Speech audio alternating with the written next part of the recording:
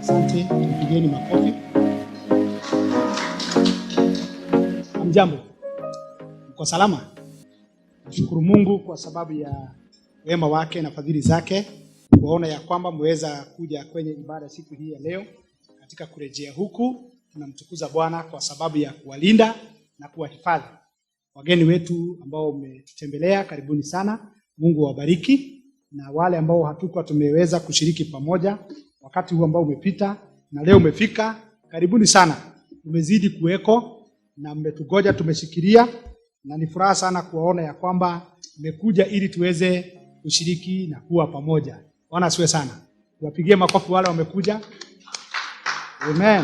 Na nyinyi ambao mmekuwa mnakuja, ni muhimu sana na ni mzuri. Mungu awabariki. Katika ibada hizo zingine tumefurahi kuwa pamoja na hawa wengine, na tunamshukuru kwa sababu ya wema wake Bwana Mungu wetu. Bwana asifiwe sana. Simsalimie huyo wako kando yako, mfanye hivi. Sema haleluya, Bwana asifiwe. Yo. Amen. Si ni furaha jinsi ambavyo tunakutanika sasa.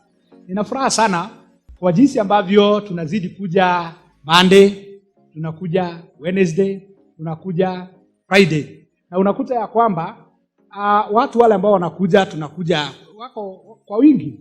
Na inanifurahisha. Na hiyo inanibariki. Kwa sababu ninajua hata katika mabaya, hata katika uzito, hawa watu watasimama na wataweza kuendelea. Ninajua kwamba mtakuwa na nguvu. Ni kwa sababu ya lile neno ambalo mnasikia, neno la Kristo linawahifadhi. Amen? Neno linahifadhi. So, hatujui huku mbele kuko namna gani.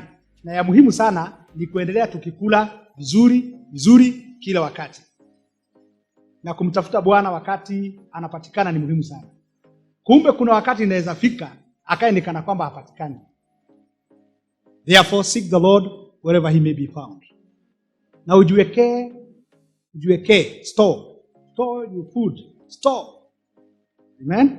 Na hiyo inakuwa ni mzuri sana. So asanteni sana ndugu zetu wa vyombo na waibaji na nyote ambao mmesaidia kufanya ibada iweze kuendelea. Again, nashukuru kwa sababu mna cooperate vizuri ninyi nyote. Pale nje mna cooperate vizuri na inakuwa ni jambo la furaha sana. Bwana asifiwe sana. Kwa siku hii ya leo nataka kuleta neno kwetu ambalo inasema majira ya kupepetwa yakifika utakuwa namna gani? Yaani wakati wa kupepetwa. Sifting season. Sifting ni neno liko katika maandiko wakati ambapo Kristo alikuwa akinena na Petero kuhusiana na wakati ambao ungemkuta, wakati ambapo ni wakati wa ugumu. Sifting ni kupepetwa. Na tutasoma pamoja nanyi katika kitabu cha Luka sura ya 22 mstari wa 31 na hadi 32, na pia tutasoma katika kitabu cha Wakorintho wa pili tusome sura ya 4 mstari wa 8 hadi mstari wa 12, na tutaweza kusoma. Tukianza na Luka. Simoni, yani hapa ni Yesu anaongea na Simon Petero. Akasema, Simoni, tazama, Shetani amewataka ninyi apate kuwapepeta kama vile ngano. Lakini nimekuombea wewe ili imani yako isitindike, nawe utakapoongoka waimarishe ndugu zako. Akamwambia, Bwana, niwapo pamoja nawe, mimi ni tayari kwenda gerezani au kifoni. Akasema, nakuambia Petero, jogoo hata wika leo kabla wewe hujanikana mara 3 ya kuwa unijui. Simoni, Satan has asked to sift all of you as wheat. But I have prayed for you, Simon, that your faith may not fail. And when you have turned back, strengthen your brothers. But he replied, Lord, I am ready to go with you to prison and to death. Jesus answered, I tell you, Peter, before the rooster crows today, you will deny 3 times that you know me not. Bwana asifiwe sana. Tusome katika Wakorintho wa pili. We are hard pressed on every side, but not crushed. Perplexed, but not in despair. Persecuted, but not abandoned, struck down but not destroyed. We always carry around in our body the death of Jesus, so that the life of Jesus may also be revealed in our body. For we who are alive are always being given over to death for Jesus' sake, so that his life may also be revealed in our mortal body. So then, death is at work in us, but life is at work in you. Praise be to God. Sifting season, wakati wa kupepetwa. Now, wakati sifting, hili neno sifting ni hiyo imetafsiriwa kupepetwa. Hili jina hutumika wakati wa kutengeneza grains. Na sasa hapa ile grain ambao Kristo alikuwa ananena kuhusiana nayo ni ngano. Kwa wale ambao wamekuwa maeneo ambayo yana ngano, wanajua ya kwamba kuna njia kadhaa ambazo ziko za kutoanisha ngano itoke kwa ile majani yake. Right? Na kwa hivyo ya kwanza, na nikisema ya kwamba hiyo kutoanisha ngano haikuwagi kitu ya rahisi. Inakuwaga ni kitu violent. Kitu ambao ni ya nguvu, ina uzito. Na njia ya kwanza ni ile tunatumia mashini, combine harvester. Watu ambao wamekuwa mahali ambapo kuna ngano wameiona hiyo mashini ambao ni kubwa, hiyo picha yake.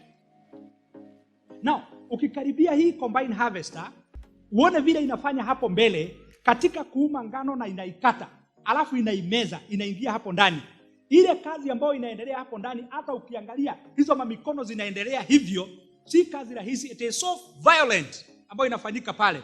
Alafu ikiimeza ikienda ndani, kuna vitu pale zinaifinya ili ngano itoke ndani ya ile husk yake, itoke ndani. Ikitoka ndani, alafu nyuma ya hii tinga kuna mifereji mitatu. Mifereji ya kwanza miwili inatoa hiyo nyasi peke yake, inaanguka. Mfereji huo mwingine ni ule ambao unawekwa ngano. Kuna tinga ambazo ziko inaweka ngano na imebeba pia magunia. Inaenda ngano yenyewe ambayo imekuwa nzuri, it is sifted, it is clean, haina uchafu, inaingia kwa magunia, zingine mpaka zinashona. Alafu gunia inaanguka huko nyuma, itakuja ikichukuliwa. Na majani zinaenda kando, zingine zinaenda kando. Kuna tinga zingine mpaka hata hayo majani zinaifunga ili farasi wakakule na ng'ombe wakakule. Kile ambacho naangalia sana, wakati utakutana na tinga hii ikifanya hii kazi, uangalie sana vile inafanya. Si kazi rahisi ya kupepetwa. Hiyo ngano kupepetwa mpaka itokee upande huo mwingine. Njia ya pili, kuna zile za zamani walikuwa wanatumia njia ya animals tramping on the grains, ikiwa imeshikana na nyasi yake. Wanakanyaga, wanyama wanakanyaga, na ndio unaona saa zingine inatumika kusema ya kwamba usimfunge mdomo wakati anafanya kazi hiyo, huyo ng'ombe ama huyo mnyama. So pia hiyo ni njia. Njia hiyo nyingine ni ya kwamba ikisha katwa, inakaushwa, wanashika kwa mikono. Ni kazi ngumu, lakini wanaishika kwa mikono na kuigongesha chini. Kile kinatafutwa ni kwamba ngano itoke kwenye hiyo nyasi. So in all these ways, hakuna ile ambayo ni rahisi. Na pia ikisha tolewa hivyo, wanaweza kuichukua tena, wakikuwa naita gitaroro, wanainua juu ama kuweka against the wind ili upepo utoe hizo nyasi na ngano ibaki peke yake. Katika njia hizi zote, hakuna ile rahisi kwa ngano. Kama ngano ingekuwa inaongea, ingesema unanisumbua, unanifinya, unaniumiza, it is too hard for me. Hata vile ambavyo ukipita kwa ngano, kama vile wanafunzi wakati mmoja walipita kwa ngano na wanakata moja hivi, ukiweka kwa mikono yako ili ngano itoke, inabidi usqueeze. You squeeze and you squeeze until it comes out katika kutoka hao majani. Si kweli? Kama ingeongea ingesema umenifinya sana, lakini since unataka itoke, there is no other way. And Jesus akatumia hiyo mfano kwa Petero ya kwamba Shetani ameomba ruhusa ya kwamba awapepete kama ngano. Now, kuna purpose ya sifting. Ya kwanza ni kutenganisha nyasi na ngano. Ngano ikae kando, hii takataka ikae kando. Ya pili ni kama hiyo, lakini kwa njia nyingine ni kusema ya kwamba separating valuable things from the worthless. Hii manyasi haina faida, na sio hiyo ilifanya mkulima apande ngano. Alipanda ndio awe na ngano. And therefore, lazima atenganishe. Na kuna mahali maandiko tunasoma nasikia nasema ya kwamba wakati wa kutenganisha hata magugu na ngano, hiyo ingine inatupwa kwenye moto na ngano inawekwa kwenye gara. Then number 3 is that sababu ya sifting ni kuprepare ngano for use. Haiwezi kukuliwa, haiwezi kutumika ikiwa iko na hayo magugu. Lazima ikae kando. Preparing it for use. Ili uichukue upeleke kwa kisiagi, upate unga, ili mtu apike chapo na mwingine apike mandazi na haya mengine ambayo unga hiyo inatumika hiyo. And then number 4 is inatakiwa hii nzuri ifanywe iwe safi. Making it clean. Bwana asifiwe sana. Katika njia hii yote, sifting is not easy. It is painful. Lakini ni ya muhimu kwa yule ambaye anapitia katika hiyo sifting. Kama vile ngano itakuwa bora zaidi na itakuwa ya kutumika, hivyo wakati ambapo mtu anapitia na petero apitia katika hiyo kupepetwa, atokea upande ule mwingine, anakuwa better than before. Anakuwa more useful katika kazi ya Bwana. Now, katika hali hii tunakuta ya kwamba ndio ilikuwa kilele cha tamko la Petero kuonyesha vile alikuwa na full commitment kwa Kristo, kujitoa kwake, confidence yake kwa Kristo, jinsi ambavyo ilikuwa. The confidence that he had in Christ, na njia yake anaionyesha kwa uzuri. Na ndio sababu unaona ya kwamba anasema maneno haya. Mimi, Yesu, wacha hivyo unasema ya kwamba ninapepetwa. Nataka nikuahidi, I promise you and I commit myself, ya kwamba mimi ni kukufuata na tutaenda na wewe hata kama ni kuingia kwa gereza. Hata kama ni kifo, I'm dying with you. Yesu akamwambia, akaona amesema vizuri sana. Lakini akamwambia nini? Asema ya kwamba jogoo hata wika kabla wewe hujanikana ya kwamba hunijui mara 3. Wapendwa, usimchekelee Peter, usimchekelee ya kwamba hiyo ndio ilifanyika. Maana mambo yalikuwa magumu na ruhusa imeombwa na ako katika tatizo kubwa. Kwa sababu mimi na wewe, wakati hakuna shida, wakati hakuna kupepetwa, each one of us can just say like Peter, how we love the Lord. How we love the Lord and how we will go with the Lord. Na vile tutakufa kwa ajili yake na tutakufa pamoja na yeye.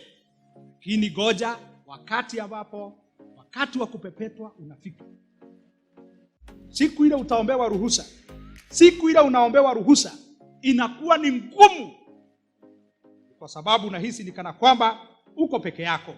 Unahisi ni kana kwamba mambo ni mazito kwako. Na ni ukweli. Now, tunajiuliza ni kwa nini shetani alikuja kwa wakati huu?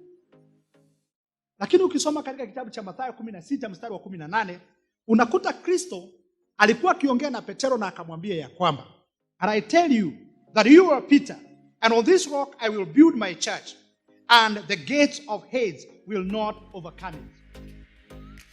Anamuelekeza kumuonyesha jinsi ana imani na yeye, na anamuita yeye ni mwamba. And upon that confession, ambao ameitoa ya kwamba Christ is the Son of the living God, na yeye ndiye kona uzima, na kwa hivyo watamfuata. Shetani alijua hapa kuna mtu ambaye hata kama Kristo hata kuweko, kuna mtu ataendeleza hii kazi. Na kwa hivyo, kulingana na hiyo ahadi na yale ambayo mitume walikuwa wamefundishwa, for all that time, 3.5 years, Yesu akiwa pamoja nao, akiwafundisha neno, akiwafundisha Baba ni nani, njia ya mbinguni, jinsi ya kumtumikia Mungu, jinsi ya kuendelea katika huduma, jinsi ya kujipeana maisha na kupenda Mungu kwa moyo wote, kwa nguvu zote, kwa hekima yako, kwa mali. Akawafundisha, akawaelekeza. Shetani alijua hawa ndio wamefundishwa, na mimi naomba ruhusa, nitawapepeta. Mungu atusaidie sana. Yes, ruhusa huwa inaombwa. Na tunajua ya kwamba mtumishi wa Bwana Ayubu, wakati mmoja shetani aliapia before God, na akaomba ruhusa, na akasema, unajua sababu ya Ayubu kukupenda si nyingine, Ni wewe Jehova umefanya ya kwamba akupende. Umemzingira kutoka kila upande. Ukazingira mali yake. Umemzingira sana. Sasa naomba ruhusa. Wewe ngoja niingilie yeye. Uone kama hata kutukana na kukukana na kukasi you on your face. Na tunaona ya kwamba akikubaliwa, lakini hiyo haikufanyika. He stood his ground. Tukisoma maandiko tunakuta ya kwamba watumishi wengi wa Bwana walijipata katika hali hiyo ya kupepetwa. Na tumeona ya kwamba it is not easy kupepetwa. It is not easy. Bwana tusaidie sana. Na shetani ati anaomba ruhusa apepete mtu. Na kweli alipepeta Peter. Alimpepeta kiwango ya kwamba sijui ni hiyo kuruhusu hivyo na mambo vile alitokea mpaka anasema yule ambaye alikuwa ametembea kwa maji anasema hata Yesu hamjui. Unafikiri ni easy? Mtu akiwa anajua Kristo hivyo alafu aseme hivyo. Things were not easy. Kitu ilikuwa anasikia bum bum bum bum bum. Mambo. Anasema ya kwamba waweza kuwa sasa unapitia katika hali kama hiyo ya kupepetwa. Ndio nauliza, are you going through a sifting season? Naweza sema ya kwamba kwa kanisa wakati huu ambapo tuko ni kama tunapitia katika nyakati kama hiyo ya sifting. Look at the way we are sitting. Look at the number we are today. The way we are doing things. Inaitwa the new norm. Na njia hii, it's not easy. We are not used to this. Right? Tukienda mazishi, you see vile mambo iko. Watu vile wanafanya mambo. Hata kutembelea marafiki. Kuwa na watu wengine. Mambo iko tofauti. You feel that these are not okay. Kuna yale ungetaka kufanya. Tungekuwa tumefanya kesha, tungekuwa tunafanya haya mengine. Tunakuwa hapa kwa masaa 3, masaa 4 ili tunajisikia kwamba tuko sawa. Lakini tunapitia katika hali hiyo. Now, when do you say you are going or we are going through some sifting? Ni wakati gani tunasema ya kwamba tunapitia nyakati hizo? Hebu ni chache zile ambazo sisi hujisikia hivyo na wewe utaongeza zako. Ya kwanza, wakati ambapo umekuwa na maombi mengi na unakuta maombi haya ni kana kwamba hayajibiwi. Wakati kama huo unajikuta ya kwamba maisha yamekuwa na uzito and sometimes you feel confused. Umeitana kana kwamba mlango ufunguki, kama kwamba haisikiki. Ya pili, tunajisikia ni kana kwamba tunawekwa katika sifting and we are in a state of confusion when your life is severely shaken by unwanted circumstances causing your heart to feel like it's being ripped off. Ni kama roho yako inatoka. Naangalia wakati huu ambapo Petero alipomkana Kristo, maandiko yanasema ya kwamba alipenduka akalia kwa kutoka moyoni, machozi ya uchungu, machozi moto. Akalia. I think alikuwa anajiuliza, with what I have done, with what has happened, mimi nimemkana Kristo, will I ever be forgiven? How will my life be? Ya kwamba nimemkana my Lord. It was very painful. Bwana tusaidie sana. Ikiwa utajipata katika hali ya kung'eng'ana na kusukumwa na dhambi ambayo inakufuata na kukushika, inataka kukunyonga, inataka kukumaliza, mpaka inafika kiwango ya kwamba you are doubting whether hata Mungu mwenyewe atataka kukutumia, atataka kukuona karibu na yeye wakati mwingine. You know believers, Shetani katika kukutupepeta sio tu magonjwa, sio tu maradhi, sio tu ugumu. Wakati mwingine anakuletea dhambi na kukusukuma na dhambi ili ujikute na kuona umeanguka katika dhambi. Siku moja nenda umuulize Daudi tukifika mbinguni, ilikuwaje? Na uko na wake wengi, and then unatamani mwanamke ya Uria, ukaenda kiwango mpaka cha kuua. Ilikuwaje? Atakwambia, niliandika katika Psalms 50:51, naonyesha vile ambavyo moyo wangu uliumia na matatizo ambayo nilikuwa ninapitia na ugumu ambao nilikuwa napitia. Sikupenda. Bwana usaidie. Tunakumbuka Kaini aliambiwa, wewe usipojiangalia dhambi iko kwa mlango yako. Dhambi saa nyingine inatafutana na mtu. Now, when one ametenda dhambi, huwa anaumia sana. Never think wale watu ambao hutenda dhambi mbele za Bwana ya kwamba wana amani. Wakienda wakikaa wanaonaga Mungu anawaangalia. wanaona ya kwamba wametenda dhambi. Wanasikia vibaya, mtu anajiuliza, why did I do this?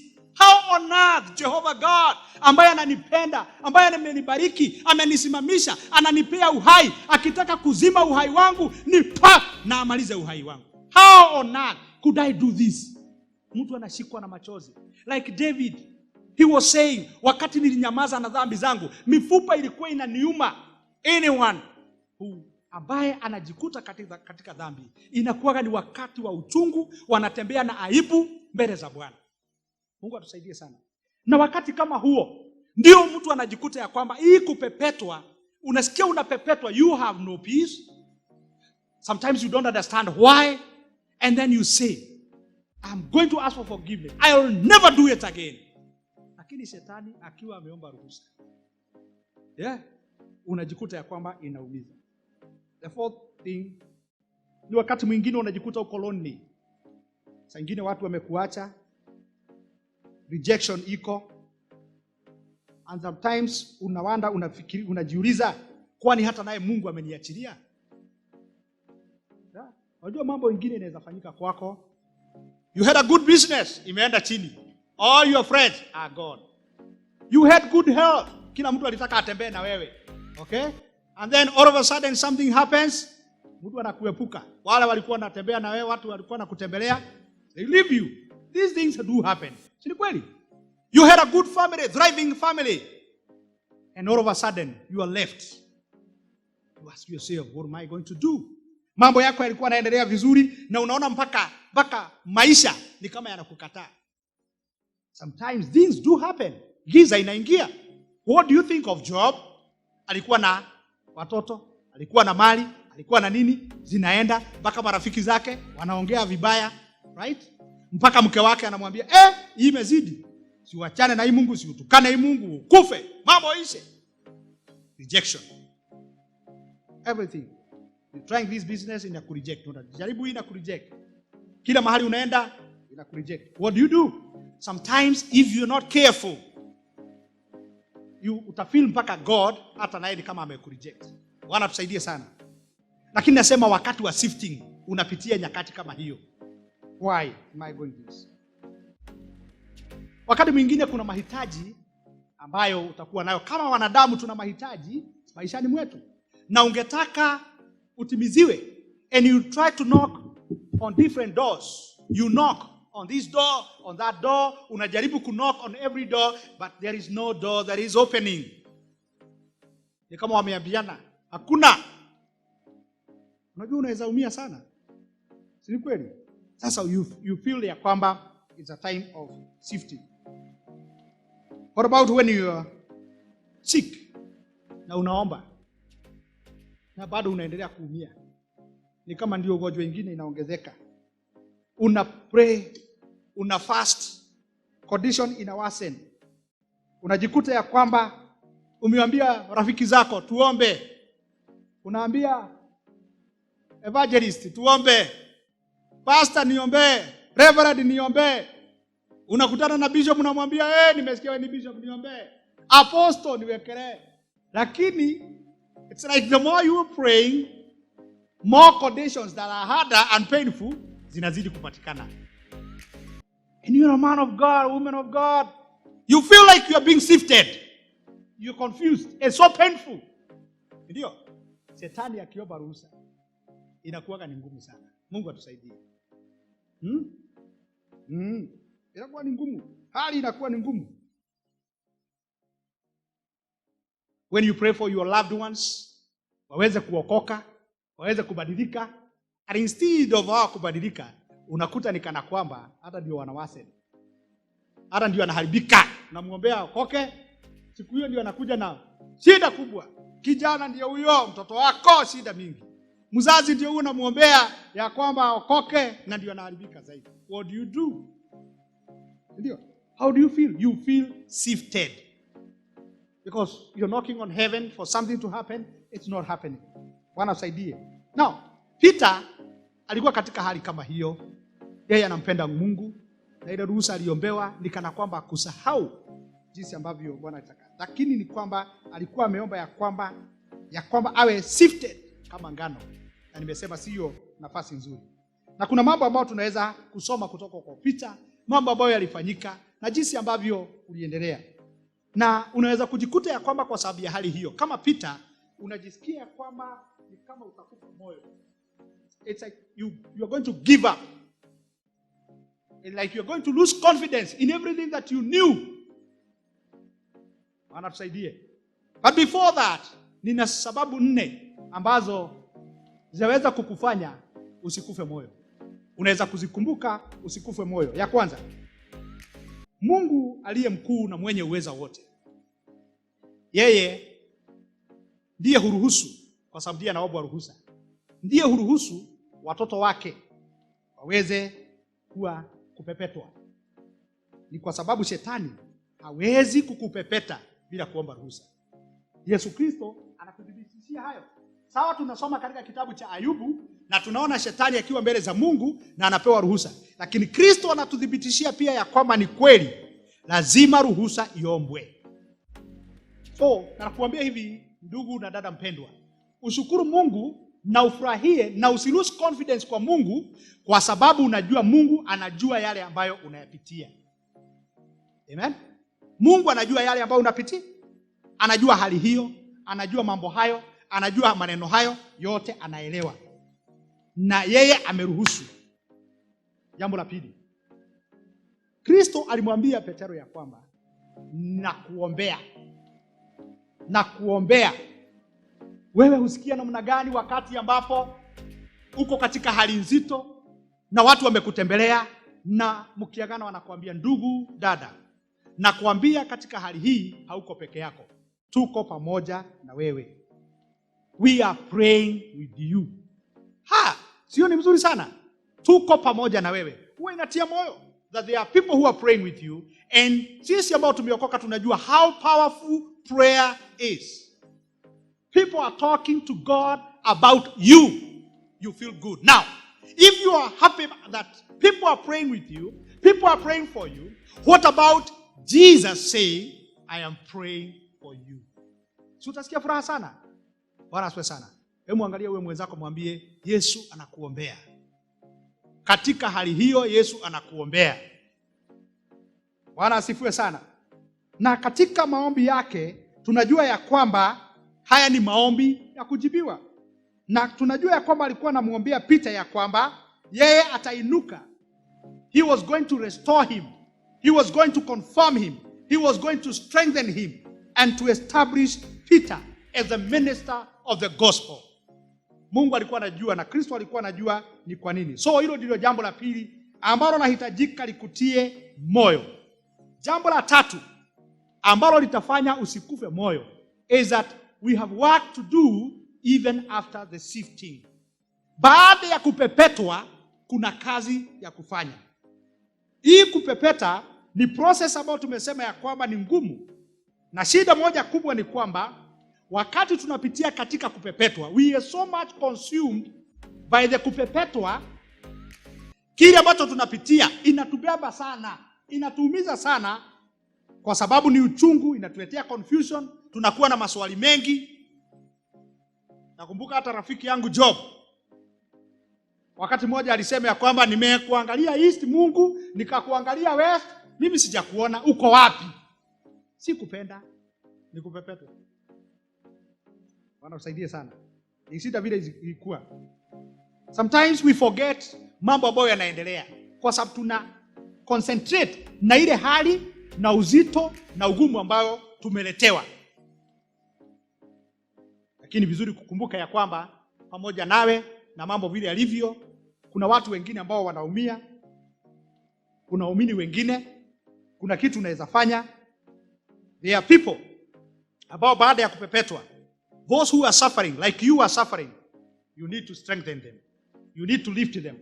Petero aliambiwa, nimekuombea ya kwamba baada ya haya yote ukirejea strengthen your brothers. You strengthen the others. Ndugu zangu, dada zangu, there are people all over to be strengthened, to be encouraged, to be taught. Kuna watu hawajui waendelee namna gani katika hali kama hiyo. Na unaweza kuwa katika hali ngumu, ukutane na mtu mwingine akwambie, wacha nikwambie.